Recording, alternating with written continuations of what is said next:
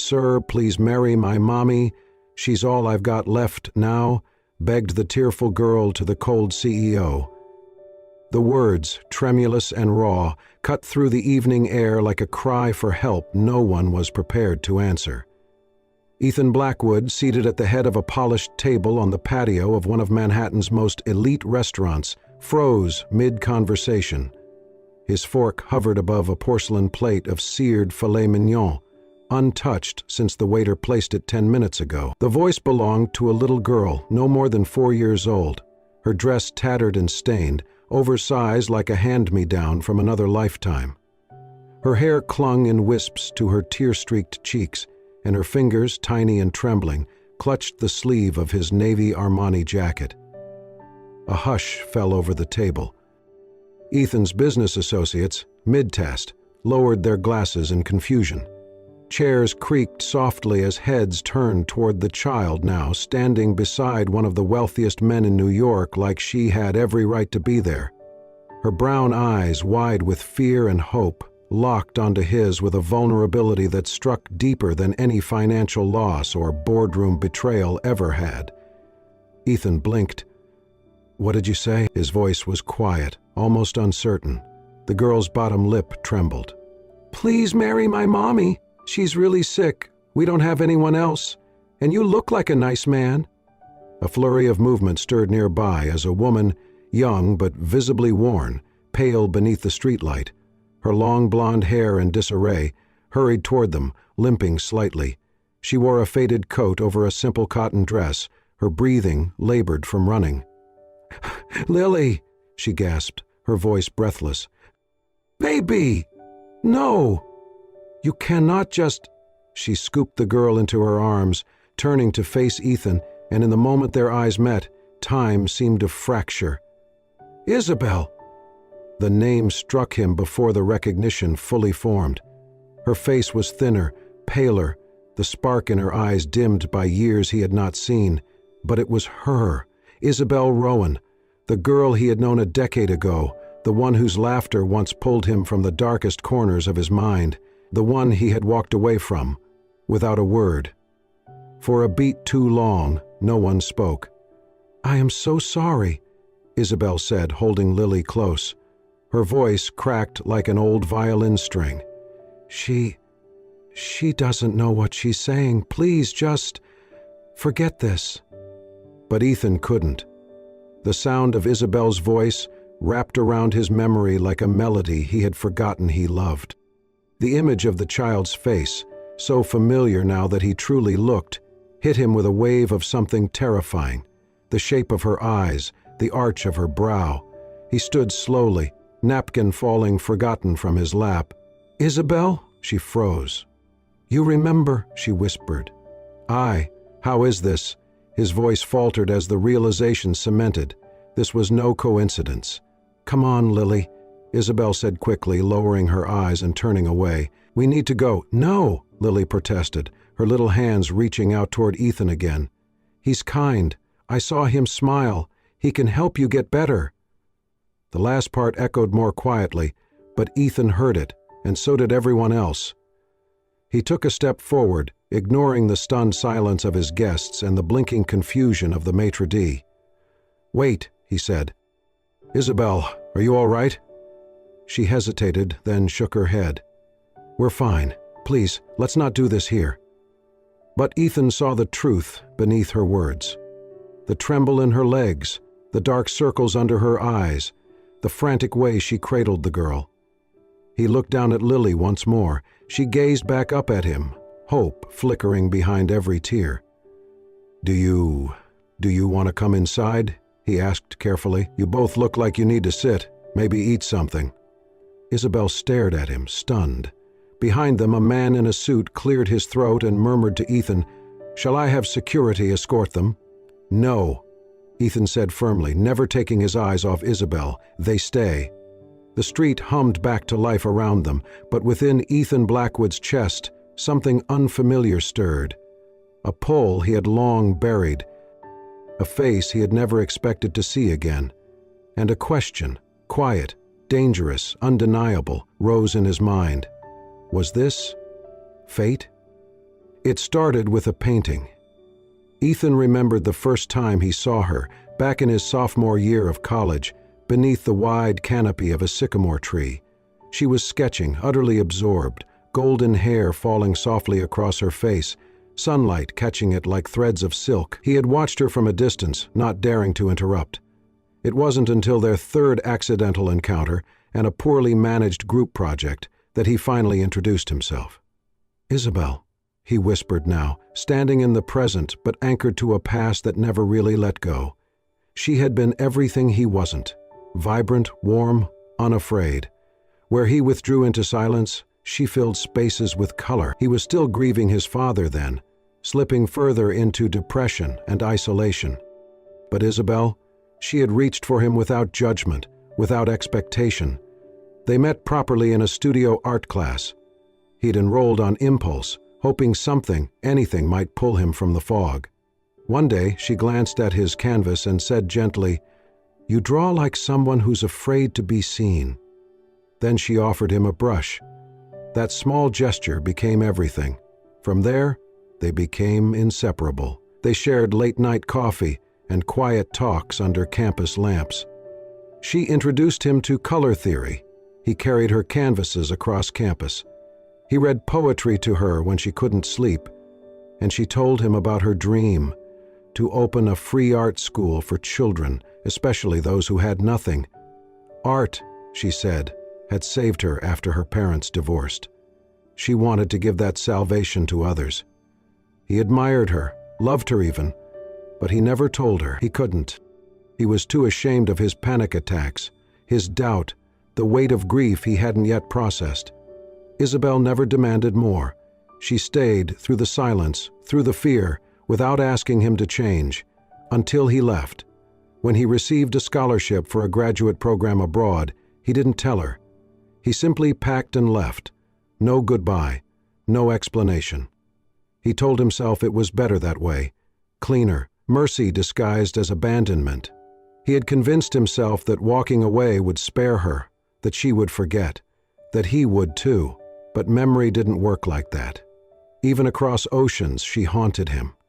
He'd see a girl's laugh and think of her, hear wind in the trees and remember the way she used to hum while painting. He buried himself in ambition and silence, but she remained beneath it all, color, waiting to bloom again. Now, standing just feet from her once more, he saw what time had changed. Isabel looked older, tired, strong in a quiet, almost fragile way. She held a little girl against her hip, a child who shared the same warmth in her eyes, the same tilt of her head. She had stayed in New York. She had fought. She had become a mother, alone from the look of it. Ethan wondered what she had felt when he vanished. Had she waited for a letter, cried over his silence, moved on? His hands curled at his sides, the weight of every word unsaid pressing down on him. He could still hear her laughter, see the way she used to brush paint off her cheek, feel the touch of her fingers on his wrist when she found something funny. She was no ghost. She was real. Standing there, holding a child who had just begged a stranger to save her mother. That child. Something about the girl tugged at him deeper than memory. Her eyes, her smile, the shape of her face, the way Isabel hadn't corrected her when she called him kind, the way her voice trembled when she asked him to marry her mother. Could it be? He tried to push the thought away, but it clung to him, stubborn as hope. He had no right to wonder, not yet. But now he could no longer pretend Isabel was just a piece of the past. She was here, hurting, and maybe, just maybe, he still had time to make one thing right. It began with unease, a quiet gnawing in Ethan's chest that refused to go away after that night. Isabel had insisted they were fine, had tried to pull Lily away, but her eyes, sunken, tired, guarded, told another story. Ethan could not shake it. Something was wrong, deeply wrong. He made a single phone call, one that broke every boundary of personal and professional protocol. Within hours, he had her full name, address, and medical history placed on his desk. He told himself it was out of concern, that he was just trying to help. But the moment he saw the bold letters at the top of the file, congestive heart failure, degenerative valve disease, uninsured, his hands clenched into fists. She was dying, living alone with a child, taking odd jobs, skipping appointments. Her condition was worsening rapidly. A transplant was her only hope, but the waitlist was long and her eligibility unstable without consistent care or insurance. She had not even been to a cardiologist in 3 months. Ethan stood in the middle of his office, file trembling in his grip. The woman who had once been his entire universe was quietly fading out of hers, and she had said nothing. His next move was impulsive. He drove to the small apartment she shared with Lily, a narrow walk-up with peeling paint and rusted mailboxes. A neighbor let him in, assuming he was a caseworker. Inside, the space was clean but threadbare. Children's books lined a shelf. A cracked watercolor set sat near a half-finished canvas of a meadow. Then he saw it, a small notebook lying open on the coffee table. He should have looked away. He should have left. But he did not. The pages were filled with soft sketches, Lily's tiny hands, the curve of her cheek, the silhouette of a man standing in the distance. And words, pages of them, not for anyone, just poured out like a confession to no one. And there, halfway down one page, the sentence that broke him. She looks so much like him, the eyes, the way she frowns when she thinks too hard. But I never told him. I couldn't. He had already chosen his future. I chose mine. I chose her. Ethan sat down, the journal slipping from his hands, his world tilted. Lily, his daughter, his daughter. He had a child, he had a daughter, and he had not been there, had not even known. He had missed her first steps, her first words, every scraped knee and birthday candle. He had not held her when she was sick, had not kissed her goodnight. He had not been there. And Isabel, she had kept it to herself. Not out of malice, but out of quiet pride and deep pain. She had carried that weight alone because he had walked away, not just from her, but from the life they might have had. His throat closed. His chest ached, not from guilt alone, but from the sudden, overwhelming love that surged through him. For a little girl with 2 big eyes and a trembling voice, for the woman who had given everything to protect her. Tears filled his eyes. Not since his father's funeral had he cried like this. Not since the day he buried his ability to feel in exchange for ambition. But now, the dam broke. And in the silence of that small apartment, Ethan Blackwood wept. For the years lost, for the truth buried, for the 2 lives he had never meant to abandon, and for the fragile hope that maybe, just maybe, it was not too late to return. Ethan found her just as the sun began to dip behind the city skyline, casting long shadows over the park near their old university. Isabel sat on a bench, Lily beside her, cradling a worn sketchbook in her lap. The same sketchbook she used in college, he realized. The cover now frayed, the corners bent, pages likely filled with years of stories told in color. He had rehearsed this moment over and over on the drive there, what to say, how to say it. But now, standing just feet away, he felt every word fail him. Isabel looked up as if sensing him before she saw him. Her expression did not shift, not anger, not surprise, just a quiet steel in her eyes that braced for whatever storm he brought. "I need to talk to you," he said softly. She glanced at Lily, who was engrossed in drawing something on the page, a house, maybe, or a son with arms. "Walk with me," she replied without looking up, rising slowly. They strolled in silence for a stretch, the air between them thick with everything unsaid. Finally, Ethan exhaled. "I know," he said. Her step slowed. "Know what?" He met her eyes. "That Lily is mine." A pause, just a breath, and then she looked away. "I found your journal," he added gently. "I read what you wrote. I'm sorry. I had no right. But I know now." Isabel stopped walking. "You had no right," she agreed, her voice cool but calm. "But I figured you would find out eventually." He nodded, swallowing hard. I want to be there. For her. For both of you." She turned to face him, arms crossed against her chest. "Now? After all these years?" "I did not know," he said. "If I had—" "You would have what?" Her voice sharpened, eyes blazing. "Chosen differently? Stayed? Written? You were gone, Ethan. No phone call, no letter, just silence." "I was young," he said, ashamed, scared.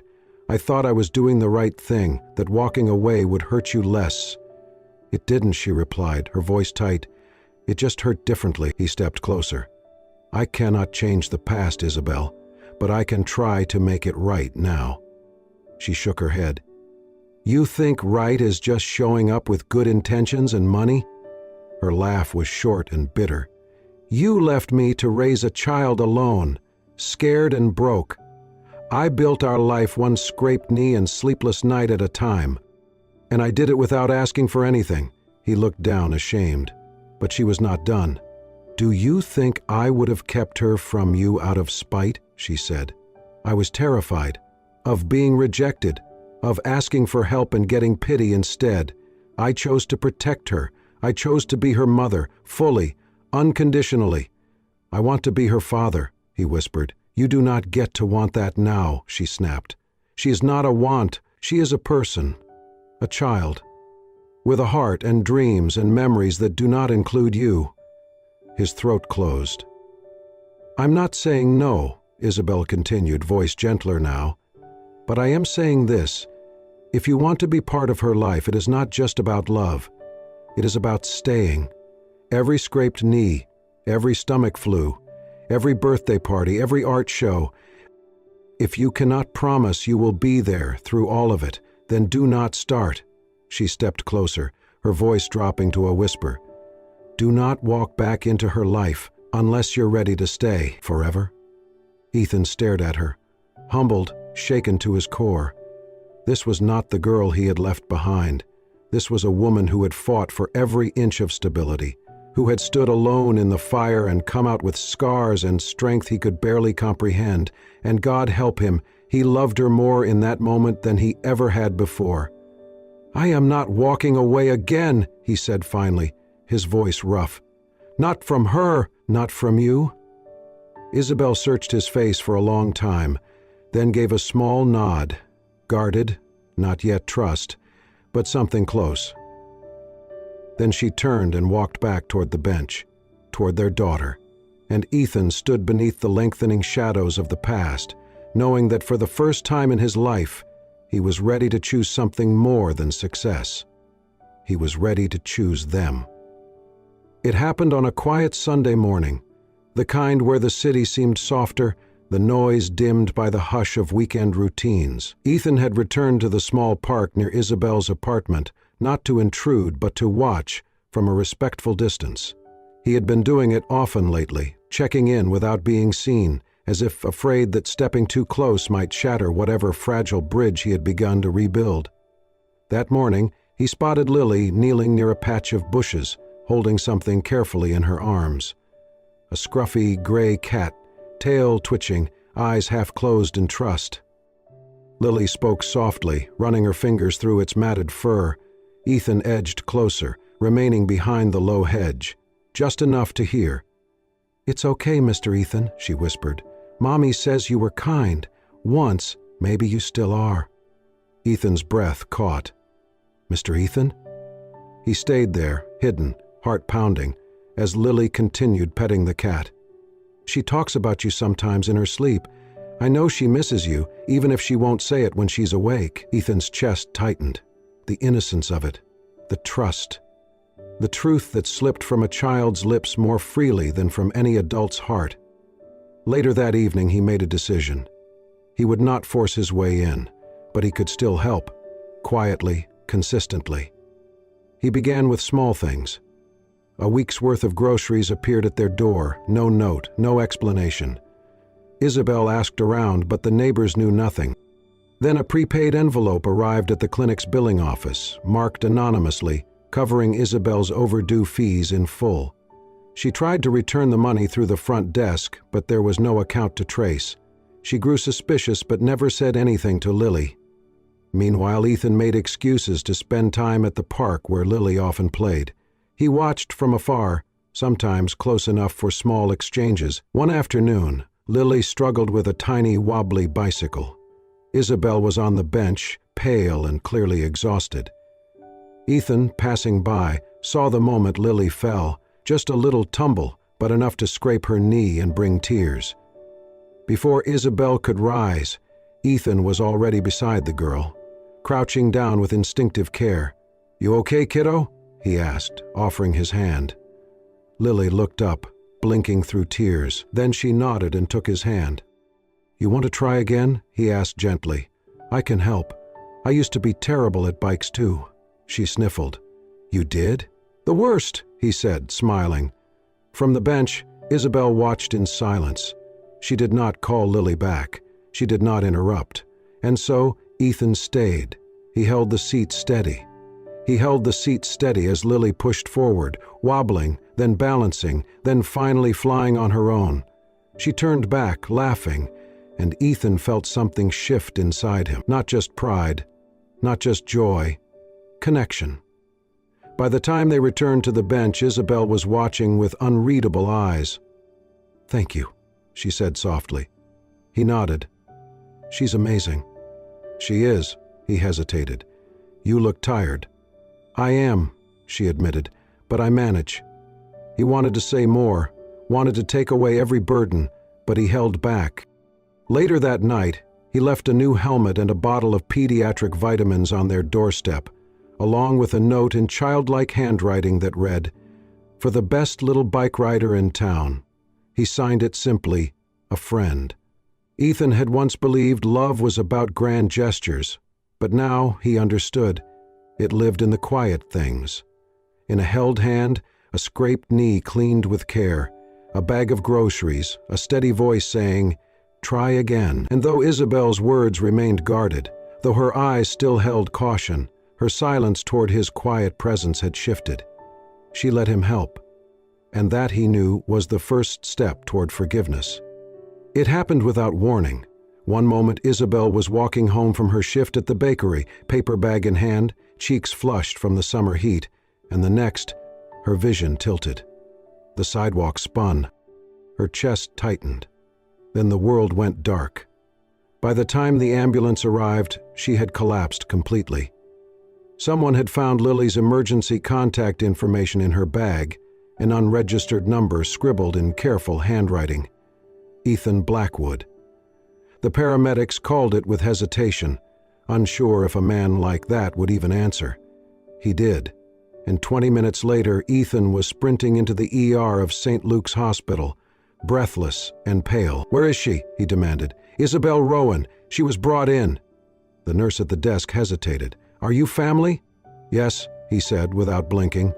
"I'm the only one she has." They let him through. Isabel lay unconscious, hooked up to monitors that beeped steadily, a pale contrast to her usually radiant face. The doctor pulled him aside with a grave look. "Her heart's failing faster than we anticipated. She needs emergency surgery. She's a candidate for a donor heart. We have a match available, but we need immediate consent and financial authorization." Ethan signed the papers before the doctor could finish the sentence. He paid the full amount up front, no questions asked. Lily arrived an hour later, escorted by a kind neighbor. She burst into tears when she saw her mother through the glass, clinging to Ethan without hesitation. "Is she going to die?" she asked, voice small and cracking. "No," Ethan said, kneeling to her level. "She's going to be okay, I promise. The doctors are going to help her." "But she needs someone to be there," Lily sniffled. "She gets scared when she's alone." Ethan lifted her into his arms. "She's not alone, sweetheart. Not anymore." The night stretched long and slow. Ethan sat beside Isabel's hospital bed for hours, his suit jacket folded over the chair, tie gone, sleeves rolled up. He never left the room unless it was to check on Lily, who curled up in the cot provided by the staff, holding tightly to a stuffed elephant Ethan had bought from the gift shop.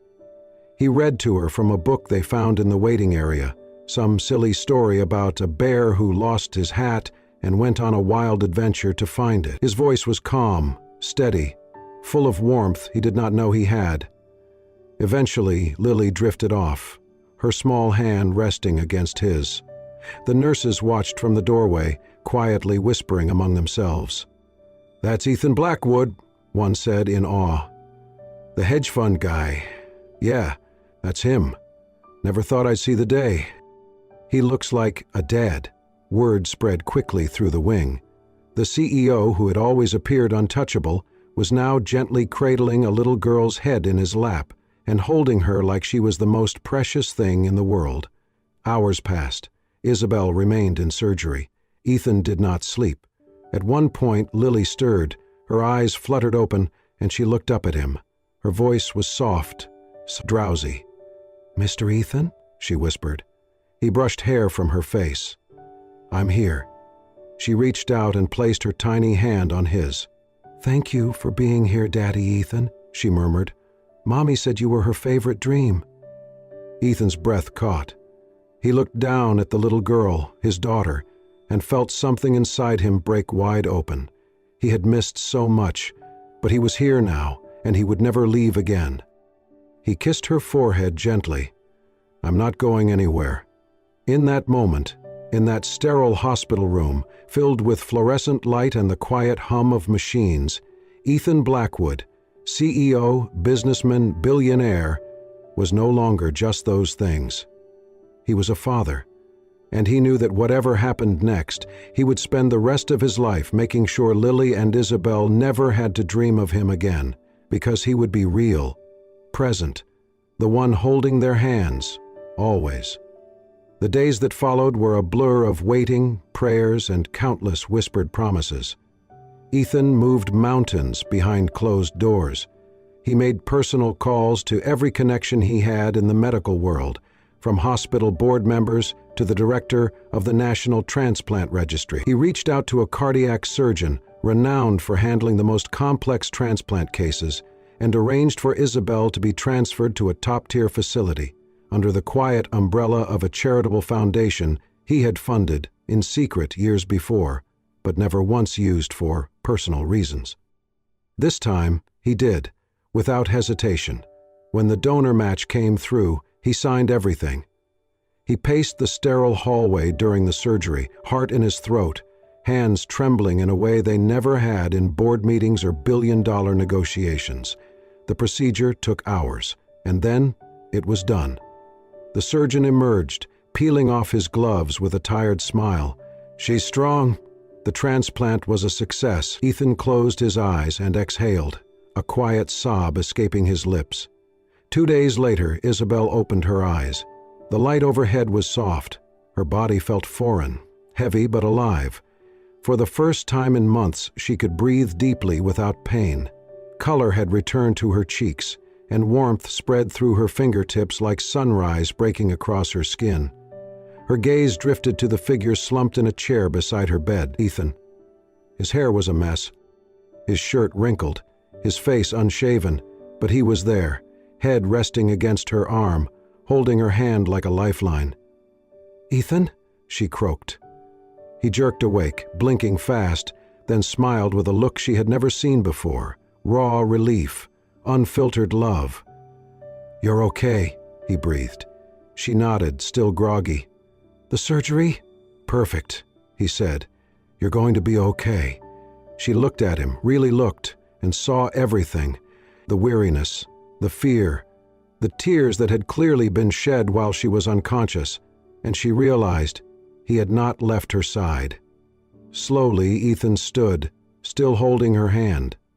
Then, without a word, he knelt, not in desperation, in devotion. "Isabel," he said quietly, voice thick with emotion, "you are the only person who's ever made me want to be more than what I was. You saw me when I was nothing, and you loved me enough to give me the greatest gift I have ever known, a daughter I never deserved but would die for now." Tears welled in her eyes. He reached into his pocket and pulled out a simple ring. No diamonds, no extravagance, just a thin band of gold. "I left once," he said, "because I was afraid. I'm not afraid anymore. I know who I am, and I know what I want. I want you. I want our daughter. I want every birthday, every hospital visit, every night of burnt toast and crayon drawings. I want a life with you." He looked up, his hand trembling slightly. "Please, let me choose you this time. Let me love you. Forever." Isabel could barely speak. Her chest swelled, not from pain, but from something infinitely greater. Her heart, her new heart, beat stronger than ever. She nodded, tears slipping down her cheeks. "Yes," she whispered. "Yes." And just like that, Lily burst through the door, having slipped past the nurses, her little legs racing to the bedside. "Are you okay, Mommy?" she asked, breathless. Isabel opened her arms and Lily climbed in. Then Lily looked at Ethan and grinned. "I knew you were her happy ending," she said proudly, snuggling between them. Ethan kissed her forehead. "No," he said softly. "She's mine." The garden was nothing grand, just a small patch of earth behind Isabel's favorite community art center, surrounded by climbing roses and ivy-covered trellises. But under the golden glow of late afternoon sun, it looked like a scene out of a storybook. Chairs were lined neatly in 2 rows, white linen fluttering gently in the breeze. Wildflowers dotted the aisle, hand-picked by Lily and arranged in colorful bunches inside jam jars. There was no orchestra, no chandelier, no marble pillars, only soft laughter, teary smiles, and a feeling of something sacred in the air. Isabel stood beneath a wooden arch, wrapped in white ribbon, her golden hair cascading over her shoulders, now healthy and full of life. The pale skin that once betrayed her illness now glowed with a natural blush. Her eyes sparkled as she adjusted the delicate lace on her simple cream-colored gown. She had never looked more radiant. Ethan stood across from her, dressed not in a tuxedo, but in a soft gray suit that brought out the depth in his eyes. No tie, just a boutonniere of white lilies. Lily's idea, of course. He looked at Isabel like a man who had found the center of his world and had no intention of ever letting it slip away again. And between them stood Lily, barefoot in a flower girl dress that twirled when she spun, holding a small basket of petals she had scattered with wild delight on the walk down the aisle. Her cheeks were rosy, her grin wider than the sky. The ceremony was short, intimate. Every word spoken was rooted in truth, in pain overcome and love reclaimed. The vows were handwritten. Ethan's voice shook slightly as he read his. "You were always the light, Isabel. Even when I chose darkness.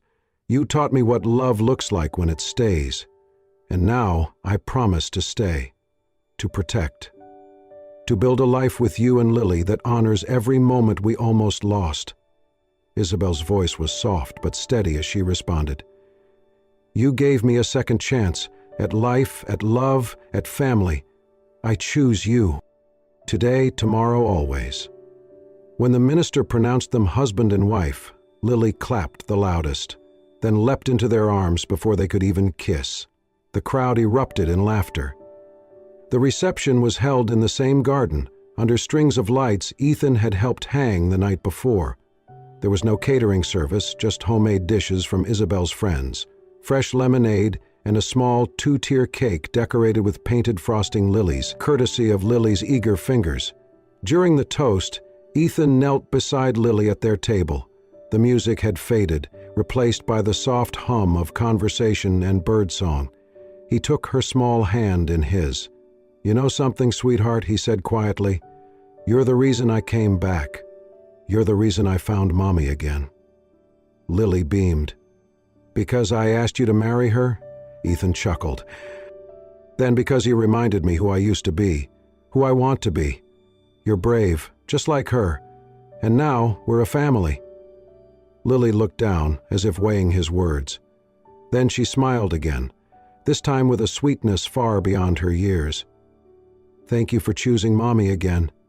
Ethan paused, then leaned closer, brushing a kiss to her temple. "No," he said, "Mommy chose me, and now I'll never let her go." At that moment, Isabel joined them, wrapping her arms around both. The 3 of them stood together, no longer broken pieces trying to fit, but whole, complete, and as the stars blinked to life above, their little family danced under the lights. Isabel's laughter like wind chimes, Lily spinning in circles, and Ethan watching them both like the luckiest man in the world. Love, once lost, had returned, and this time it would never leave. And so, in a quiet garden filled with laughter, wildflowers, and second chances, love found its way home. A man who once walked away finally chose to stay. A woman who carried everything on her own finally let herself be held. And a little girl who believed in fairy tales helped turn heartbreak into a happily ever after. Sometimes, it takes the innocence of a child to remind us what really matters. Not wealth, not power, but love, presence, and the courage to say, "This time, I'm staying." If this story touched your heart, we invite you to be part of more journeys like this. Real stories, imagined with care, meant to heal, to inspire, and to stir your soul.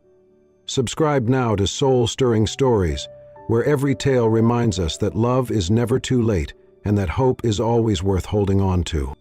Until next time, keep believing in the magic of compassion.